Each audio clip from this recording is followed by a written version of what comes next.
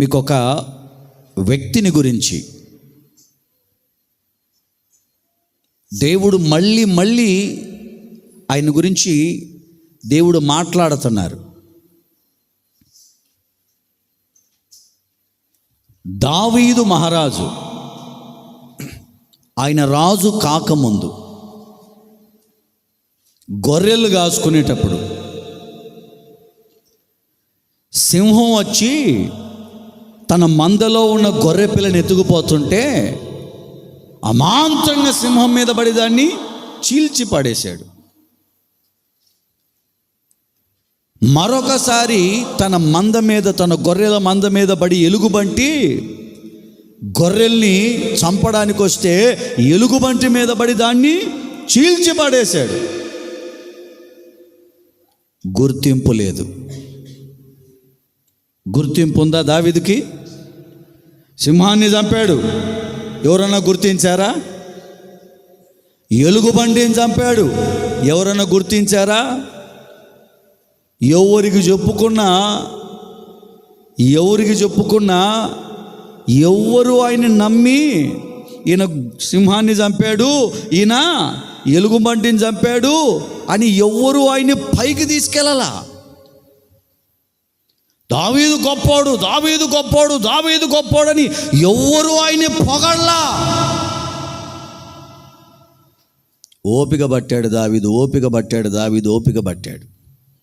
కాలం గడుస్తుంది. ఎవరికి చెప్పుకున్నా దానివల్ల ఏ ఉపయోగం లేదు. చివరికి ఒకరోజు సమయం వచ్చింది. ఎప్పుడు? గొల్యాతు దగ్గర యుద్ధం చేసే సమయం వచ్చింది. ఇశ్రాయేలీయులందరికీ రాజు ఎవరు? సౌలు రాజు ముందర సైన్యం అందరూ కూడా దావీదు విషయాలన్నీ కూడా ఆ నోట ఈ నోట అందరి చెవుల్లో పడుతున్నా ఈయన ఎవరో కూడా పూర్తిగా తెలీదు. సౌలు కూడా తెలీదు. ఒక మాట సౌలు అంటాడు, ఆ మాట మనం చదువుకుందాం. సమూయేలు రాసిన మొదటి గ్రంథం 17వ అధ్యాయం 33వ వాక్యం చదవండి.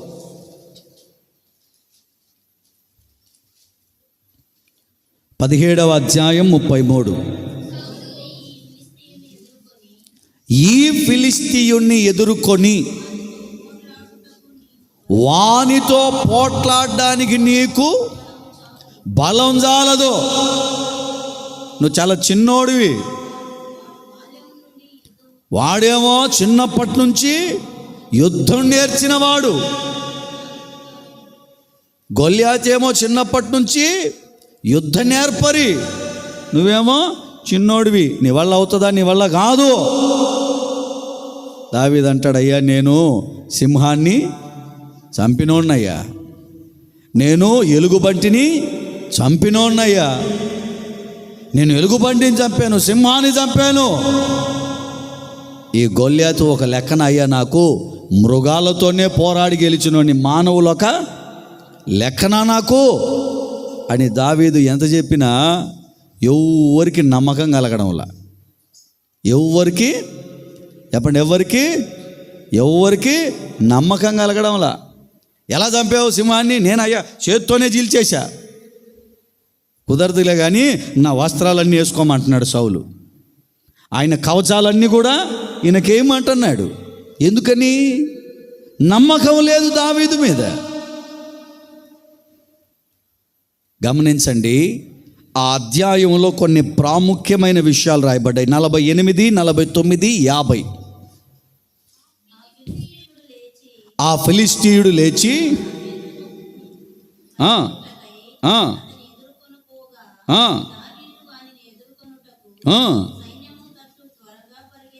పరిగెత్తి తీసి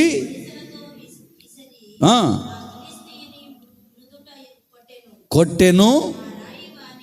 ఆ రాయి నుదుటికి తగలడం వల్ల నేలన బోర్లా పడ్డాడు. ఆగండి. ఇది జరగకముందు ఇది జరగకముందు, ఆ రాయి వెళ్ళి ఫిలిష్తీయుడు గొల్యాతు తలలో తగలక ముందు దావీదు పేరే ఎవరికి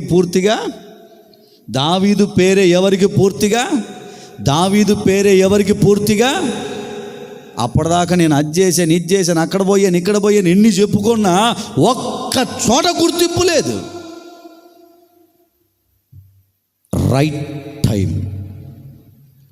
ఆ రాయి వచ్చి శత్రువు తలలో ఎప్పుడైతే తగిలిందో, ఆ శత్రువు ఎప్పుడైతే బోర్లా పడిపోయాడో, దావీదు పేరు ప్రజల నోళ్ళల్లో నాంతా ఉంది. దేవునికి స్తోత్రం. చెప్పండి గట్టిగా హల్లెలూయా, హల్లెలూయా, హల్లెలూయా. సరైన టైం అది. అతను మాట్లాడినంత వరకు కూడా ఎవరు పట్టించుకోవడంలా, రాజుతో మాట్లాడుతున్నా ఎవరు పట్టించుకోవడంలా, నేను చేయగలనయ్యా అని చెప్తున్నా ఎవరికి నమ్మకం లేదు. నేను పోగలనయ్యా, నేను సాధించగలనయ్యా, నేను చెయ్యగలనయ్యా, నా వల్ల అవుతుంది అని ఎంతమందికి చెప్పినా ఎవ్వరు నమ్మడంలా. కరెక్ట్ టైం ఎప్పుడు వచ్చిందయ్యా అంటే, ఆ ఫిలిష్తీయుడు బోర్లబడిన సమయం దావీదు సింహాసనం నిలబడింది. దేవునికి స్తోత్రం, హల్లెలూయా. చాలా చక్కగా రాయబడింది. కార్యానికి అనుకూలమైన సమయం దావీదుకు ప్రాప్తించబడింది. మరి అంతకుముందు చంపలేదా అంటే చంపాడు, కానీ అది టైం కాదు. అది తన జీవితానికి సరైన సమయం కాదు. అంతకుముందు సింహాన్ని చంపలేదా, చంపావు. అంతకుముందు ఎలుగుబంటిని చంపలేదా, చంపావు. అంతకుముందు గొప్ప గొప్ప పనులు చేయలేదా, చేసావు. కానీ అది నీ టైం కాదు. నీ టైం ఎప్పుడయ్యా అంటే, గొల్యాతు తలలో ఎప్పుడైతే నీవు వేసిన రాయి తగిలిందో అది నీ టైం. అక్కడి నుండి దావీదు చరిత్ర మారిపోయింది. దేవునికి స్తోత్రం కలుగును గాక. గట్టిగా చెప్పండి హల్లెలూయా, హల్లెలూయా. కార్యానికి అనుకూలమైన టైం. ఎన్నో ప్రయత్నాలు చేశాడు అంతకుముందు, ఎన్నో ప్రయత్నాలు చేశాడు. కానీ ఎన్ని చేసినా, ఎంత కష్టపడినా ఏనాడు గుర్తింపు రాలేదు. దేవుడు ఒక సమయాన్ని ప్రవేశపెట్టాడు. ఆ రోజు అతనెవరో, అతనికున్న బలమేంటో, అతనికున్న కృప ఏంటో, అతనికున్న బలగం, అతనికున్నటువంటి ధైర్యం, అతనితో ఉన్న దేవుని బలమేంటో ఆ రోజు అందరికీ అర్థమైంది. అందుకనే ప్రభు మనతో కూడా చెబుతున్నటువంటి మాట, మీరనుకున్న కార్యాలకు కరెక్ట్ టైం నేను మీకు ఇవ్వబోతున్నాను. మీ ముందర గొప్ప ద్వారాలు తెరవబోతున్నాను. దేనికి నిరాశపడమాకండి, దేనికి కృంగిపోమాకండి. జరిగినవన్నీ ఒక ఎత్తు, ఇప్పుడు జరగబోయేది మరొక ఎత్తు.